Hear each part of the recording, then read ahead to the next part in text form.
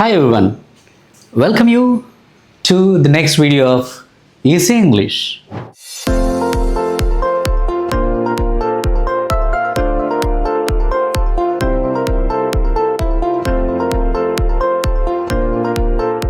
So easy English అనే సీక్వెన్స్లో మనం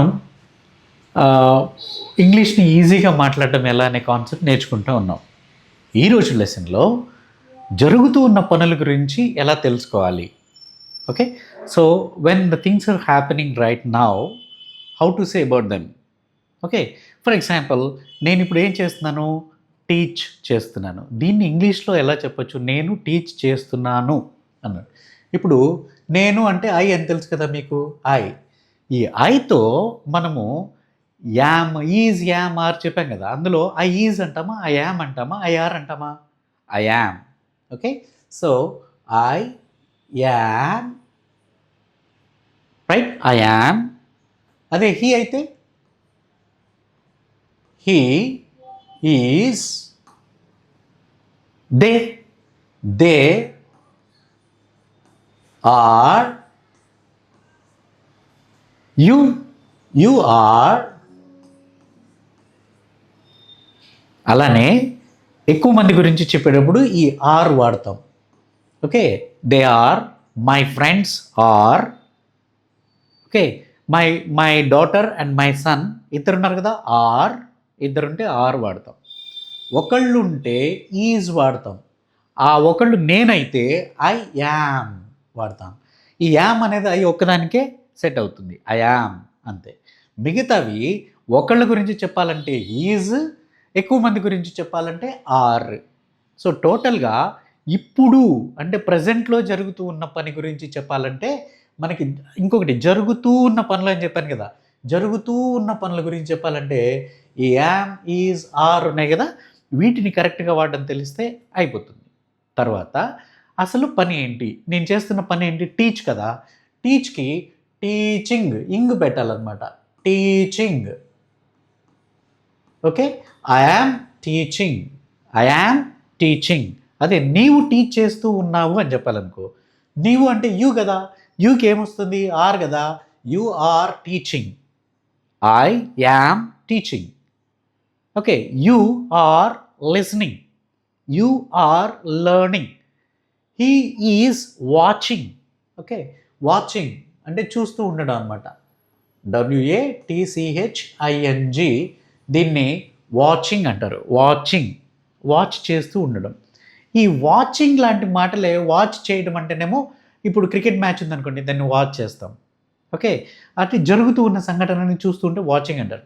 అసలు ఏం జరుగుతుందో చూస్తాను అంటే అబ్జర్వింగ్. ఓకే, అదే కళ్ళతో చూస్తున్నాను అని చెప్పడానికి లుకింగ్, లుకింగ్ అంటే చూడడం. ఓకే, నోటీసింగ్, నేను నోటీస్ చేస్తున్నాను అని చెప్పడానికి నోటీసింగ్. ఈ మూడు ఈ మాటలన్నీ కూడా సినానిమ్స్ అనమాట, అంటే సిమిలర్ వర్డ్స్.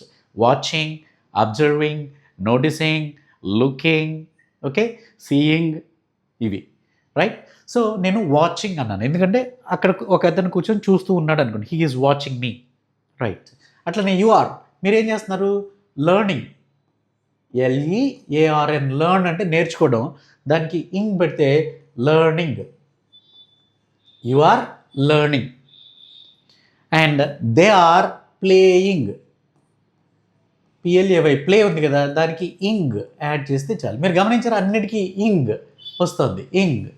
ఓకే, సో ఇంగ్ అంటే జరుగుతూ అని అర్థం అనమాట. ఉన్నది, ఉన్నాడు అనాలి కదా, అతను పరిగెడుతూ ఉన్నాడు అంటే హీ ఈజ్ రన్నింగ్. ఈజ్ అంటే ఉన్నది, ఉన్నాడు. యామ్ అంటే ఉన్నాను, ఆర్ అంటే ఉన్నారు. వారు ఆడుతూ ఉన్నారు అనాలనుకోండి, మనకి తెలుగులో అయితే ఉన్నారు చివరిలోకి వస్తుంది, కానీ ఇంగ్లీష్లో ఇక్కడే వస్తుంది, దే ఆర్ ప్లేయింగ్, వాళ్ళు ఆడుతూ ఉన్నారు. I am teaching, he is watching, they are playing, you are learning.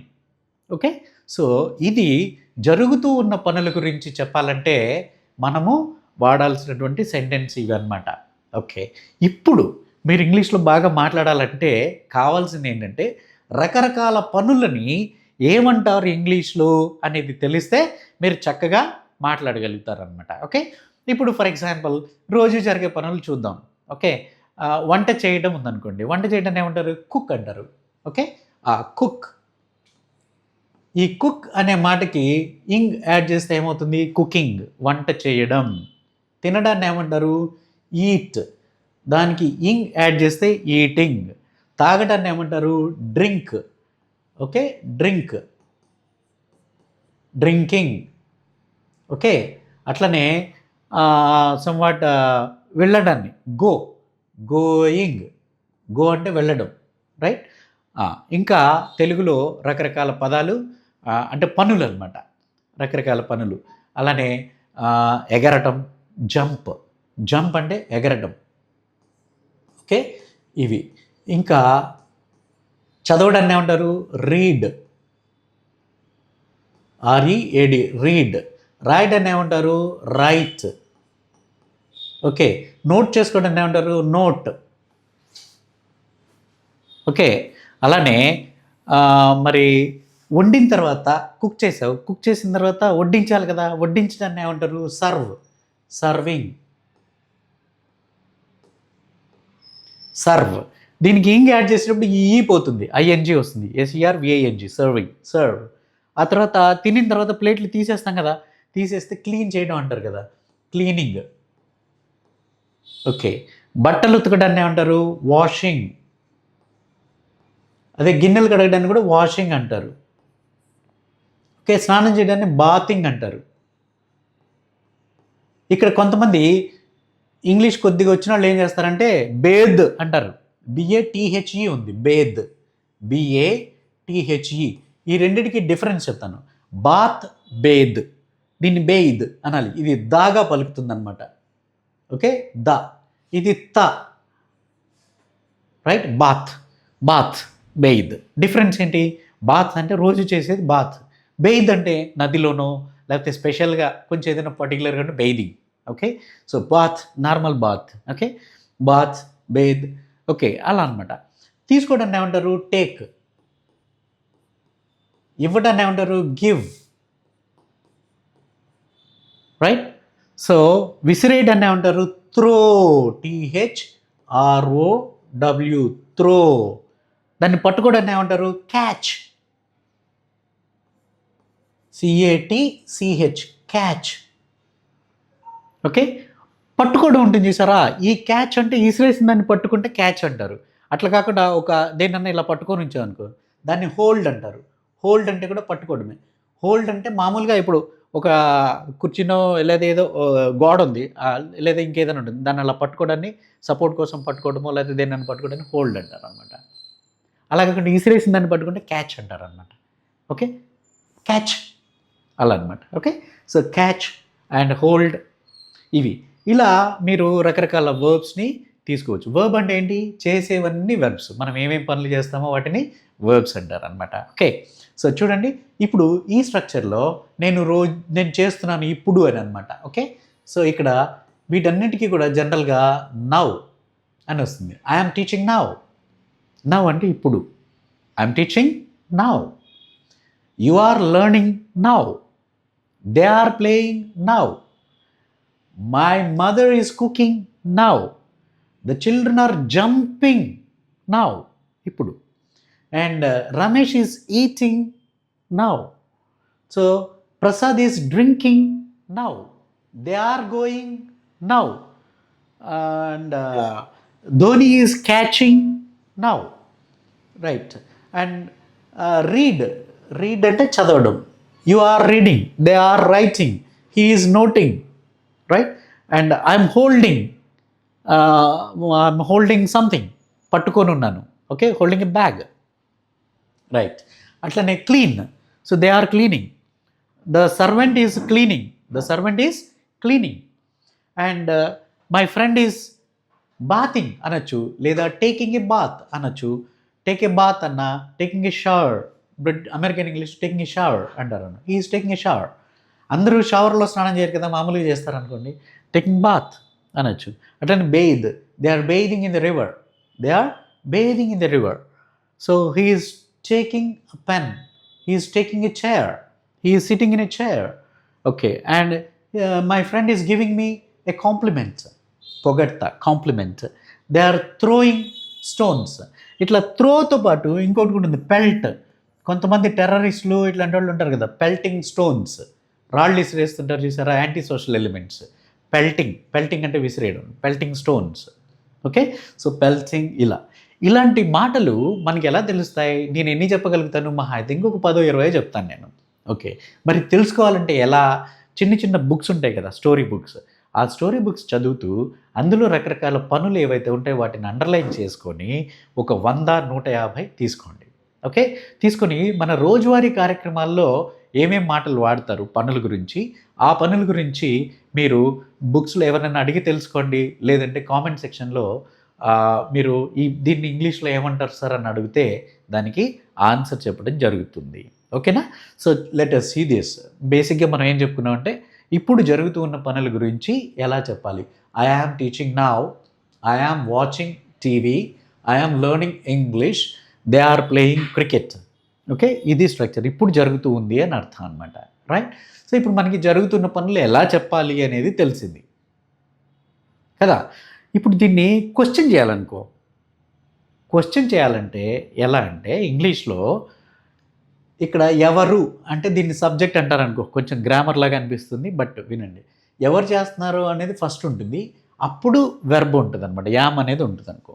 దీన్ని మనం క్వశ్చన్ చేయాలంటే సింపుల్గా ఈ యామ్ని ఇటు తీసుకొస్తే క్వశ్చన్ అయిపోతుంది. ఓకే, అలానే హీ ఈజ్ లెర్నింగ్ అని అనుకో, దీన్ని క్వశ్చన్ చేయాలంటే ఈజ్ హీ లెర్నింగ్ అవుతుంది. దే ఆర్ ప్లేయింగ్ అనుకో, ఆర్ని ఇటు తీసుకొస్తే ఆర్ దే ప్లేయింగ్ అవుతుంది. You are watching, are you watching అవుతుంది. ఓకే, సో ఇలా క్వశ్చన్ చేయాలంటే ఇలా చేయాలన్నమాట. రైట్? ఇప్పుడు అడుగుతాను, అతను ఇప్పుడు చదువుతున్నాడా అని అడగాలి.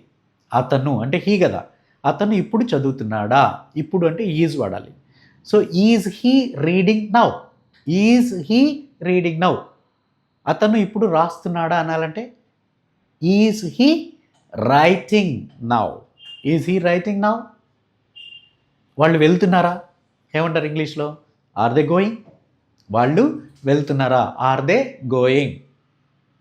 ఓకే, నీవు ఇంగ్లీష్ నేర్చుకుంటున్నావా చెప్పండి. Are you learning English now, are you learning English now. ఇలా అనమాట. సో ఈజీనా కదా, అందుకే మన ప్రోగ్రామ్ పేరేంటి? Easy English. రైట్? ఇప్పుడు నేను ఇంకొక టెక్నిక్ చెప్తా. ఏంటంటే చదువుతున్నాడా, వెళ్తున్నాడా, ఆడుతున్నాడా, వండుతున్నారా అని అడిగితే ఇలా ఈ వెర్బ్ని ఆక్సిలరీ వెర్బ్ అంటారు, దాన్ని హెల్పింగ్ వెర్బ్, బీ ఫామ్, దాన్ని ముందరికి తీసుకొచ్చేసా, అయిపోయింది. ఇప్పుడు స్పెసిఫిక్ క్వశ్చన్స్ అడగాలి. ఎక్కడ చదువుతున్నాడు అనాలి. చదువుతున్నాడా అంటే ఈజ్ హీ రీడింగ్. ఎక్కడ చదువుతున్నాడు ఇప్పుడు అని అడగాలనుకో, ఎక్కడా అని అడగాలంటే ఇక్కడ చూడండి, వేర్. వేర్ అంటే ఎక్కడా. ఎప్పుడు అంటే వ్యాన్. ఓకే, ఎలా అంటే హౌ. ఎలా చదువుతున్నాడు. ఎందుకు చదువుతున్నాడు అంటే వై. వీటితో ఈ 4ని గుర్తుపెట్టుకోండి. వేర్ అనేది ప్లేస్ గురించి క్వశ్చన్ వేయాలంటే వేర్ అని అడగాలి. టైం గురించి అడగాలంటే వెన్ అని అడగాలన్నమాట. ఓకే, టైం గురించి వెన్ అని అడగాలి. ఓకే, ఇది టైం గురించి వెన్. ఎలా జరిగింది అంటే మేనర్, ఎలా, దాన్ని మేనర్ అంటారు. విధము, విధానము అంటే ఎలా అని అనమాట. ఎలా. ఓకే, ఎలా జరిగింది అంటే హౌ. ఎలా చదువుతున్నాడు, how is he reading. Right? అట్లనే ఎందుకు చదువుతున్నాడు అంటే రీజన్ అడగడం అనమాట. ఓకే, ఈ రీజన్ అడగాలంటే ఎందుకు అని అనమాట. సో ఇప్పుడు చెప్పండి, వేర్ అంటే ఎక్కడా. జోక్ ఉంది కదా, రమేష్ ఇల్లు ఎక్కడా, ఎక్కడో. అది కాదు, ఎక్కడ అంటే వేర్, ప్లేస్ గురించి అనమాట. అట్లనే వెన్, ఎప్పుడు. ఓకే, హౌ, ఎలా, వై, ఎందుకు. రైట్? ఇప్పుడు వీటిని వాడి మనం క్వశ్చన్స్ చేద్దాం. నేను అడుగుతాను, మీరు చెప్పండి. ఓకే, అతను ఎలా చదువుతున్నాడు. ఎలా అంటే మనకేం రావాలి గుర్తు, హౌ. తర్వాత క్వశ్చన్ ఎలా చేసాము, ఈజ్లో ఈజ్ హీ అవ్వాలి, అతను కదా, is he. How is he reading, ఎలా చదువుతున్నాడు. హౌ ఈజ్ హీ ప్లేయింగ్, ఎలా ఆడుతున్నాడు. హౌ ఆర్ దే వర్కింగ్, ఎలా పని చేస్తున్నారు. Okay, how are you learning, why are you learning English, why are you learning English, ఎందుకు నేర్చుకుంటున్నావు. ఓకే, ఇలా అనమాట. సో ఇంకా కొన్ని మాటలు ఉన్నాయి, క్వశ్చన్ మాటలు. అవేంటో తెలుసా? హూ, WHO, హూ అంటే ఎవరు. వాట్, ఏది. ఓకే, విచ్, ఇది కూడా ఏది అని అర్థం. కాకపోతే చాయిస్ ఉంటే విచ్ అనమాట. ఇప్పుడు నేను చాయిస్లు ఇస్తాను, క్వశ్చన్ వేస్తాను తర్వాత. Delhi, Bombay, Calcutta. Which is the capital city అంటే వీటిలో ఏది అని అడగడానికి విచ్ వాడతారన్నమాట. Which is the capital city అని కింద ఆప్షన్స్ ఇస్తారు. మామూలు డైరెక్ట్గా అడగడానికి what is the capital city, right? So what అంటే జనరల్, విచ్ ఈజ్ స్పెసిఫిక్, ఉన్న వాటిలో ఏది సెలెక్ట్ చేసుకుంటావు అని అనడానికి. Which book do you like అంటే నేను నీకు 4 ఆప్షన్స్ ఇచ్చాను, వాటిలో ఏది అని అర్థం అనమాట. Okay, what is your favourite book, అప్పుడు నేను ఆప్షన్స్ ఇవ్వాలి, నీ ఇష్టం, ఓపెన్ అనమాట. ఓకే, సో అది. ఇవి వాడినప్పుడు ఏమవుతుందంటే పర్టికులర్గా ఈ హూ వాడినప్పుడు ఈ హూ వాడినప్పుడు మనకి ఈ సబ్జెక్ట్ అక్కర్లేదు ఇవి, ఎందుకంటే వీళ్ళు ఎవరో తెలియనప్పుడు కదా మనం అప్పుడు హూతో ఈజ్ వాడతాం. Okay, who is, right. ఎవరు చదువుతున్నారు, హూ ఈజ్ రీడింగ్. ఎవరు పాడుతున్నారు, హూ ఈజ్ సింగింగ్. ఎవరు డ్యాన్స్ చేస్తున్నారు, హూ ఈజ్ డాన్సింగ్. అర్థమైంది కదా? సో ఇలా మనము జరుగుతూ ఉన్న పనుల గురించి ఎలా చెప్పాలి, వాటిని క్వశ్చన్స్ ఎలా అడగాలి, తర్వాత వాటిని స్పెసిఫిక్ పర్పస్లో క్వశ్చన్ ఎక్కడ, ఎప్పుడు, ఏంటి, ఎందుకు, ఎలా, ఇలా క్వశ్చన్స్ని అడగాలంటే ఎలా అడగాలి అనేది మనము తెలుసుకున్నాం. మీరు చేయాల్సిన పని ఏంటంటే ఒక నోట్స్ తీసుకొని ఇవి నోట్ చేసుకొని నెంబర్ ఆఫ్ క్వశ్చన్స్ తయారు చేయాలి. నెంబర్ ఆఫ్ క్వశ్చన్స్ తయారు చేసి ఇక నుంచి మీరు ఎవరితో మాట్లాడుతున్నా సరే ఇలా జరుగుతూ ఉన్న పనుల గురించి చెప్పాలంటే you have to speak in English. Okay, తెలుసుకుంటే సరిపోదు, తెలుసుకున్నది ప్రాక్టీస్ చేయాలి కాబట్టి. So what are you doing అని అడగండి. What are you doing, why are you crying, where is he going, oh how is my boy reading, how is he studying. Okay, అలాంటి questions అలా చేయాలన్నమాట. Okay, this is the lesson and thank you very much for listening. Subscribe చేసుకోండి and జాగ్రత్తగా follow అవ్వండి. నచ్చితే like కొట్టండి and just support this channel. బాగా నేర్చుకోండి. Wish you good luck.